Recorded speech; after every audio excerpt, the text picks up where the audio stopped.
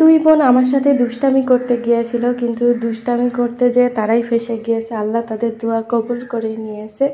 তো তারা কি দুষ্টামি করছে আমার সাথে, অবশ্যই ভিডিওটা শেষ পর্যন্ত দেখবেন, তাহলেই বুঝতে পারবেন। আগে জানেন যখন বোনরা আমাদের বাসায় যেত তখন খুব এক্সাইটেড থাকতাম তাদেরকে দেখার জন্য, কিন্তু এখন বর্তমানে বোনরা আমার বাসায় আসলে খুব এক্সাইটেড থাকি যে তাদের বাচ্চা কাচ্চা দেখার জন্য। আর আজকে বোনরা আসবে বলে নিজে হাতে বাজার করছি, এমনকি রান্নাবান্নাও করছি। আসসালামু আলাইকুম, সবাই কেমন আছেন? আমি তো আল্লাহর রহমতে খুব ভালো আছি।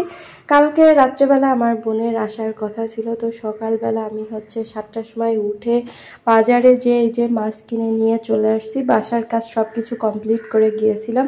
ওই যে বাসায় কলা আছে না, মাছের জন্য তো কলা খেতেই পারতেছিলাম না, যেহেতু আমার হাজব্যান্ড অনেক রাত্রেবেলা বাসায় আসার ওই টাইমে মাছ পাওয়া যায় না, এই জন্য কলাগুলো এইভাবেই থেকে গিয়েছিল। তো আজকে আমার হাজব্যান্ড বলল যেহেতু আমার বোনরা আসবে, তো আমাকে বাজারে যেয়ে একটু মাছ তারপর ডিম আর কি কিনে নিয়ে আসতে, এই জন্য আমি বাজারে গিয়েছিলাম বাধ্য হয়ে। আমার বাজারে যেতে এক ফোঁটাও ভালো লাগে না। তো মাছটাকে আমি বাসায় এসে ধুয়ে তারপরে লবণ দিয়ে একটু মাখিয়ে রেখে দিয়েছিলাম। লবণ দিলে কিন্তু প্রচুর পরিমাণের মাছ থেকে ময়লা বের হয়। তো এখন ভালোভাবে মাছটাকে ধুয়ে নিব। এদিকে কলা আলু কেটে নিয়েছি। আজকে আমি কলাটাকে প্রচুর পরিমাণে একটু বেশি করে রান্না করব, এই জন্য কয়েকটা আলু দিয়েছি আর একটু ঝোল ঝোল করে রান্না করব। আগে জানেন যখন বাসায় থাকতাম তখন কলার মর্মটা এতটা বুঝিনি, কিন্তু চট্টগ্রামে আসার পরে কলার মর্মটা বুঝতে পারতেছি, কারণ এখানে কাঁচকলা পাওয়াই যায় না। মানে ভাগ্যক্রমে হয়তো বা মনে হয় 1-2বার চট্টগ্রামে আসার পর কাঁচকলা খেয়েছি, তবে এই কলার অতটা স্বাদ নেই। এই জন্য আমার হাজব্যান্ড যেহেতু আবার একটু শাকসবজি বেশি পছন্দ করে, তাইতে আমার ননদকে ফোন দিয়ে বলছিল, ওদের বাসায় আবার গ্রাম সাইডে, ওদের বাসায় সব রকমের সবজি গাছ টাছ থাকে আর কি, তো কলা গাছও ছিল। ও একদিন বলতেছিল, তো বললো যে আমার জন্য একটু কলা পাঠাতে, এই জন্য কলা পাঠিয়েছিল। তো সেই কলাটাই আজকে রান্না করবো। আরও দেখলাম যেহেতু বোনরা আসবে, তো ওরাও কলার তরকারি বেশ পছন্দ করে, এই জন্য এই কলা তরকারি আজকে রান্না করবো একটু বেশি বেশি ঝোল ঝোল করে, তাহলে সবাই খেতে পারবো। আর আমার হাজব্যান্ডের যেহেতু পছন্দ, তাহলে ওর জন্যও একটু আমি রেখে দিতে পারবো, সেই চিন্তা ভাবনা করেই আর কি এই সব কলা রান্না করার।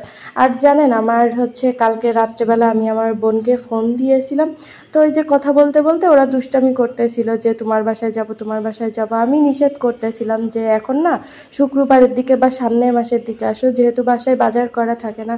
তো আমার হাজব্যান্ড বাজার করে নিয়ে আসে, তো আমি তো আর বাজার করতে পারবো না, আমার তো বাজার করা অভ্যেস নেই। কিন্তু তারা আমার কোনো কথাই শুনবে না, বলতেছে যে না, সকালবেলা উঠে আমি চলে আসবো, তোমরা রান্না বান্না করে খেতে দিবা। তারপরে যখন আমি মাছ কিনে নিয়ে এসে এই যে কলা আলু যখন কাটতেছিলাম, ফোন দিলাম, বলতেছে যে না, তোমাদের সাথে তো আমি মজা করছি, আমরা যাব না। আমি বলছি এটা কোনো মজা হলো? তুমি আমার সাথে করো ঠিক আছে, আমার হাজব্যান্ডের সাথেও করছো, এখন সে তো সিরিয়াস হয়ে গিয়েছে। পরে আমি বললাম যে আমিও একেবারে সিম্পল রান্না বান্না করবো, তরি তরকারি। এখন ওদের তরি তরকারি খুব খেতে ইচ্ছা করতেছিল, তাই তো ওরাও শেষে বললো যে আচ্ছা ঠিক আছে, তাহলে আমরা আসতেছি, একটু পরেই রেডি হয়ে। মাংস টাংস রান্না করলে আর আসবে না।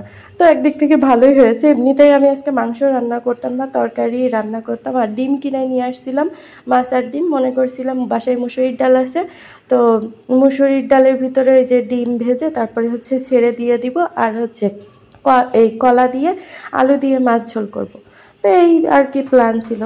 তো যাই হোক, ফাইনালি ওরা যেহেতু আসতেছে, রান্নাবান্না তাড়াতাড়ি করে নিই। ভাতটা প্রথমে বসিয়ে দিয়েছিলাম, ভাতটা হয়ে গিয়েছে, এখন মাছগুলো ভেজে আমি কলার তরকারিটা বসাবো। এখানে মাছ ভাজতেছিলাম আর ওই সাইডে মশলা করতেছিলাম।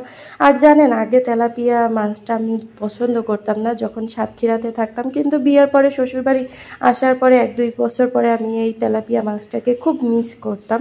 এই কলার মতনই বলতে পারেন হয়ে গিয়েছে তেলাপিয়া মাছটা। তো বাসায় যখন বাজারে যেয়ে দেখলাম যে তেলাপিয়া মাছ আছে, ওই মাছটাই আর কি নিয়ে আসছি। তারপরে কলার তরকারি রান্না কমপ্লিট হয়ে গিয়েছে। এখন এই যে আমি মুসুরির ডাল দিয়ে ডিম দিয়ে রান্না করব। তো এর ভিতরে সব কাজ পুরো কমপ্লিট করে আমি গোসল করে আসছি, আর চুলার আঁচটা একেবারেই কম করে রেখে দিয়েছিলাম। ডালটাও সিদ্ধ হয়ে গিয়েছে।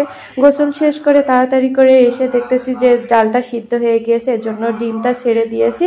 তারপরে যে এখন আমি গামলায় গামলায় তরি তরকারি উঠাই রাখতেছি যে ওরা কখন আসবে। অন্যদিন জানেন ওরা অনেক তাড়াতাড়ি তাড়াতাড়ি চলে আসে, তখন অথচ আমার কোনো কাজই হয় না।